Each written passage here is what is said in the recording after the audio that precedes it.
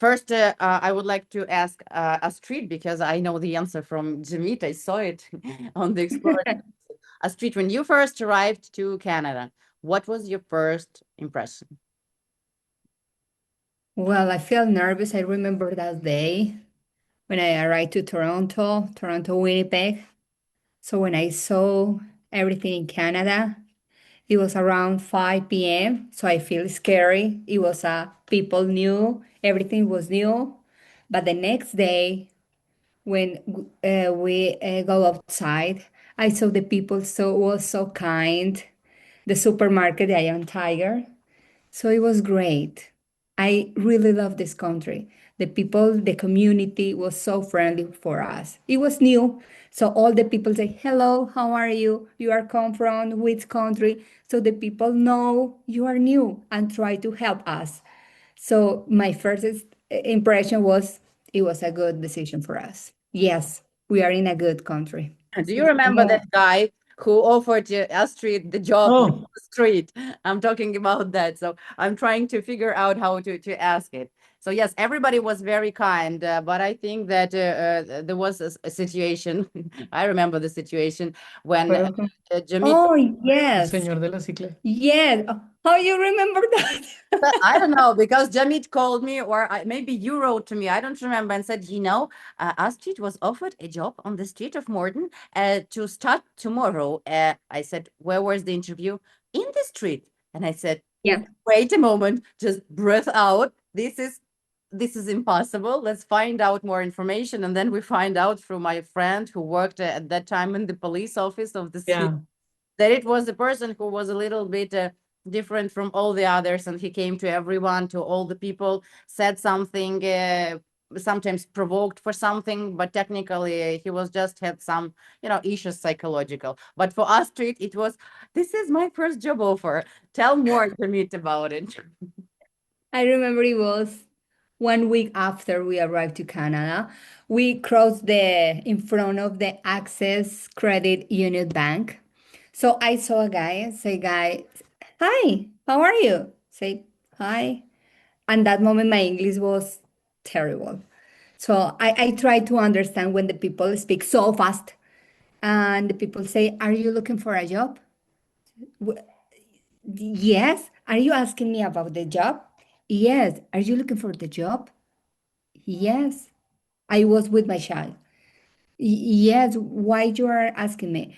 Because I have a good job for you. And that moment, Jamid arrived. Say, what happened here? And the guy say, yes, I have a job for her. Jamid asked, yes, what kind of job? Yes, she needs to clean this bank, Acts Credit Unit. And that's it. And Jamid asked about the payment.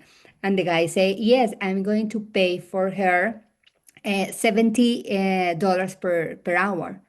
I understood 70. 70 or 17? And the guy say, 70. Say, Jamid, are you listening the same than me? 70?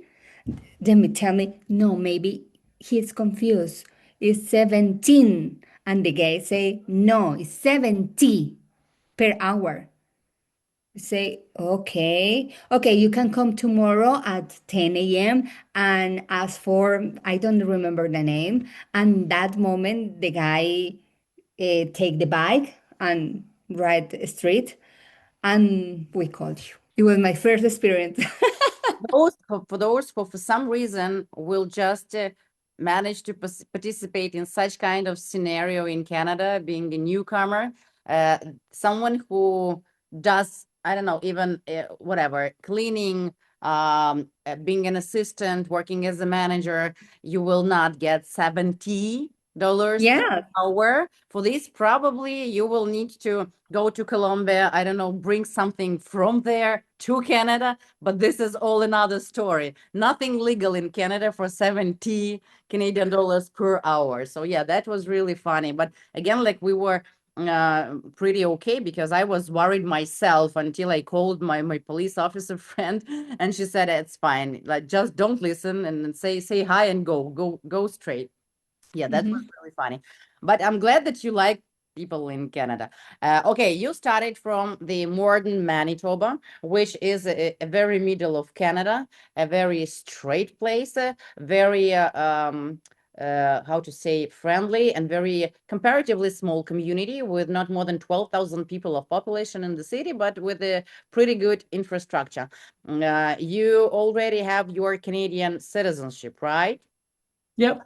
And Yeah, with your Canadian passports, are you still living in Morden? We're not living in Morden. we're living in Ottawa. Well, starting Morden, it was a best decision if the family want to start new life in Canada because it's a good place, it's a friendly place, it's a small city where we start our first step in a big community, Canada, but it was good start for us.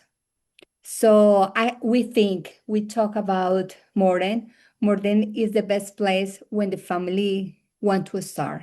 So it happened to us. It was the best decision. Morden learn us how we can start in Canada, give us many tips. We can improve our life in Canada. But at that moment, we need to improve our income and we close our family. For this reason, we the idea to move to Ottawa. We will always be thankful to Morden. We could have gone since day one because we had our permanent residency, but we did not choose that because the community is really, really friendly. Community helps you a lot. You really understand the Canadian system. You get to know how schools work, how the health system works. If we hadn't had job opportunity or business opportunity that now we have in Ottawa, we would still be living in Morden. Yeah, I agree. The majority of people who change are usually because it is motivated by the job offer. Now, a lot of people from our subscribers would be interested in the way how did you satisfy to meet the requirements of the program. So by the moment that we started the process, how old were you? What was your age? 35. Yeah, so this is the middle age, but usually if you are until 40, 42, that's fine. Now, what was your education? I have a master's degree and Astrid has an Specialization in specialization. international trade. Okay. And what was your work experience before moving to Canada? I was a digital marketing specialist in Colombia, and Astrid worked in international Right. commerce. Mhm. Mhm. Okay, and with all that, being masters with good English, with pretty wide and multiple year work experience, what was your first employment in Canada, and how fast did you find that first employment? I got a job It was so fast. a week after. Mhm. A week after arriving to Canada, I got a job in marketing company, and I got a job there as a SEO specialist. SEO is search engine optimization, which is very aligned to digital marketing. I got a job 2 weeks after we arrived to Canada in operation. I worked in 3M for around 4 months. After that, I found a job in the same company that Yamit. I was a personal assistant for the president of that company for almost 3 years. You still keep on in Ottawa with the same field of this digital stuff, right? Yep, correct. So technically, your initial feeling that you don't need to study and start everything from zero was absolutely correct. You already had the education, experience, skills, and knowledge of language in order to come to Canada as a highly skilled specialist and to commence from that moment with everything you had from the job and not just starting from the lowest, as people say. You will clean the toilets, you will have to clean I don't know what, or go to work in the with the adults in the adult home. So no, this is false. If someone tells you that, then he just doesn't know how it actually works. These family is a real example of if you know the price of yourself, you will just succeed from the very beginning. And that works for the majority of guys who decide to get the permanent residency in Canada from the first place. Also, if you arrive to Canada on the study permit or on a work permit, you don't have the same rights which you have when you come as permanent residents. So Yamit and Astrid had the right to live in any part of Canada, in any province, in any city from the day one, to work in any occupation, and it doesn't matter what was the occupation they applied for immigration with. Whatever makes them happy, to open their own business. The kids can study in the school system for free, and the higher education is for the same fees as for Canadian citizens, not for foreign students. So, and especially there is even additional advantage that the Canadian government supports and provides additional financial help for those who already have the permanent residency if the person needs it. So just don't make a mistake. Next one, Astrid. Now it goes with kids. This is the topic that I like the most. One of your kids was born in Colombia. Another one was born in Canada. Tell us more about the difference. What did you feel? Where was better? Or maybe it was all the same. It was big difference. So it's so different the process in comparison Canada with Colombia. As Sebastian was born by C-section in Colombia, but it was because the doctor say Astrid needs C-section. We were in the hospital for 5 days. I couldn't breastfeeding my baby. And here in Canada, I received all the help, all the doctor, the nurseries helped me to give Valeria by birth natural. And I received some recommendation for breastfeeding. Until now, my baby is 18 months and she is breastfeeding now. So it's totally different. The first baby was C-section. The second one was normal. In Colombia, if the first baby is C-section, you need to continue all the baby the same way. But here in Canada was totally different. I received all the help. That's really cool. Actually, what you say is very much similar to the European countries. If you start from C-section, you end up with C-section. You have no choice. But yes, in Canada, they usually make this, happen for you if that's possible. What I wanted to ask about the difference as well. How much did you pay for your birth process in Canada, in the Canadian hospital? $0. $0. And that's because you had the permanent residency status, and that is what is included as a small bonus, to say so. Apart from the fact that Valeria was initially born to be a Canadian citizen, she didn't need to pass any immigration procedure of being, sponsored by the parents. The one who, and it works until now, but they are like talking a little bit on that. I mean, the government. So far, if the child is born in Canada, the citizenship is given by the soil of birth. And of course, it doesn't mean that the person will not get the natural citizenship of Colombia in your way if the parents want so, but the Canadian passport is there already because the person is born there. I also gave a birth of my first child in Ukraine, and the second child in probably the same place where Valeria was born, in the hospital in Canada. So my number one question was, when it was like almost time to give a birth, I asked my physician, give me the list of things I need to bring with me, clothes for kid, some types of bottles or whatever is needed for the kid. Maybe I need a pillow, maybe I need, some medications. And she looked at me, like, you can take a photo camera or telephone or a notebook with you to watch movies while here. And I was like, Yeah. what do you mean? And she said, come, I'll show you. And she showed me the ward where people usually give birth. And she opened me the place there, the shelves, and it was everything there for me, for the kid, and for, I don't know, for my grandkids as well. It was enough.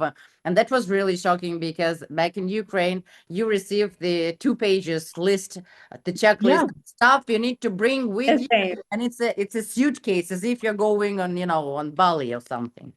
Yeah, that's also in Colombia. That also works. Like before you give birth, the clinic or hospital gives you a list that you need to bring with you, like diapers and first clothes and blankets and whatever it's needed. Yeah. Astrid and Jamit, how was the settlement and adaptation of Sebastian? When you arrived to Canada, he was how old he Three was? and a half. 3.5 years old. Uh, how did he manage to overcome all the challenges of new as a newcomer? Well, this is another interview for him because he wants to explain his adventure here. He is very happy in this country. He adapt very fast. That that me, for example. He started in the daycare 1 month after we arrived here, and this transition was so fast. The English for him was fluency. Now he speaks French as well. So it was so great for him. Cool. Does he Yeah. have any friends and does he go in for any types of, I don't know, activities, sport? How does his usual routine day look like? Yeah, most of his friends are still in Morden, so he's getting to know the city here because we moved here a couple of months ago, so we're just like still settling into this new city. But he goes to swimming classes, he goes to hockey classes. He likes the activities that the school provides because every once in a while, school sends some messages together for movies or for Halloween costume parties. He's pretty well adapted. He has been adapted so well. He has taken both languages now with French. We see him and he's very happy with it. This is also, so sweet that it cannot be that there are no disadvantages, no minuses. There is always another side of the story. Let's be sincere with people. Is there anything that you can determine as a disadvantage, something you can call, well, I don't like this. I can handle that, but I don't like this in Canada. We have talked about it with Astrid, and we believe the health system right now it's not the best. Right now, the health system that Canada provides has its lack of physicians or doctors is affecting the whole system. We had a situation where Astrid was not feeling the best, and we went to the ER and she had to wait for 14 hours and she got no attention whatsoever. That was one of the things that we did not enjoy a lot from this country. And we have listened from some other people where health is the issue here. We would say that over all the things that we have been living throughout these years, we believe health is the thing that we would say it would be better if we had some sort of difference system in here. How did you manage the situation, Astrid? So you've been waiting for 14 hours in the emergency. Nobody came to you, nobody helped you. What happened further? How did you manage to survive? Well, I feel frustrated this day. I cry. I had a bad moment in the hospital. But we have a family doctor. So it's great. I say, yeah, yes, it was a bad moment, but good luck. We have a family doctor. Many families are living here for many years and doesn't have family doctor. We have. So it happened Friday in the night. We still feel bad Saturday and Sunday, but on Monday we had an appointment with our family doctor. So it was bad, yes, but we have a solution. I was going to say that Astrid will find every positive thing that she will find it because she really loves it here. I love it here Yes, as well. because it was my goal, was my dream goal. So now we are here. So yes, Olena, it was bad. I feel bad. I was anxious, nervous. I feel mad with the doctor, but it was more the things good here than the bad. This is actually one of the most important things when settling in the new country, no matter it's Canada or anything else. If you are not anticipating everything to be, pinky and sweet, if you're just taking it, everything that happens with you as is, because you have something good and something bad in each and every country. Just take Right. it as it is. This is your decision. Because yes, I know, like, we have a lot of clients actually that arrived to Canada and it was their goal the same way as yours. They just moved to mountains in order to get to Canada. And when they finally did it, they were like, is that it? Where is I don't know where is Trump? Why don't Trudeau or someone shake me hands? Why nobody offers me billions of dollars? They were anticipating for some kind of radical change in their life, but it does not work that way. It can either start from the lower or start from the same position you've been in your life and continue further on. So when you don't wait for anything, you will not be disappointed, especially right now when we have, challenges in the whole world, in all the countries, including wars and everything connected with the real terror. Yeah. Of course, Canada is one of the safest places, especially when you have kids. That is true. Last but not least, a lot of people are contacting us and will contact, and we encourage you to send your questions if you have in the comments to this video. But a lot of people ask for advice. You've been through the whole process. The whole process of your immigration technically took somewhere from 2 to 3 years of the active process. Now you already are Canadian citizens. You have the experience of your life in Canada, of immigration to Canada. Can you please give the advice to those who are just in the very beginning, just started to either getting their documents ready, or they are on their way to our consultation on the chances of relation? What would be your advice to them? Be patient through the process. Prepare all documentation. Believe in the process. Yeah, I would say, and this was part of some of the things that we were talking with you, Elena, is like you have to work together with the immigration consultant, because if you really want this to be your dream, and if you really want this to happen, well, you have to work for it to make that happen, and not just giving all the information to your immigration consultant. If you want to read about Canada, don't read too much, because it's going to be way different here. You always get information from big cities. You always get information from what it's trending. But if you ever live here, you will never have the same experience as the one that you read. So do not get all the information like in your head. Just try to go with it, with the process, and by the time you get to the place that you want it's going to be fine. A lot of people, and I understand them, usually feel very homesick because your friends and relatives stayed probably in Colombia, and you started from scratch in the new country. You probably were not accompanied by the whole relatives you had. How did you feel about it? Did you ever feel homesick? Did you return for a vacation or whatever to Colombia?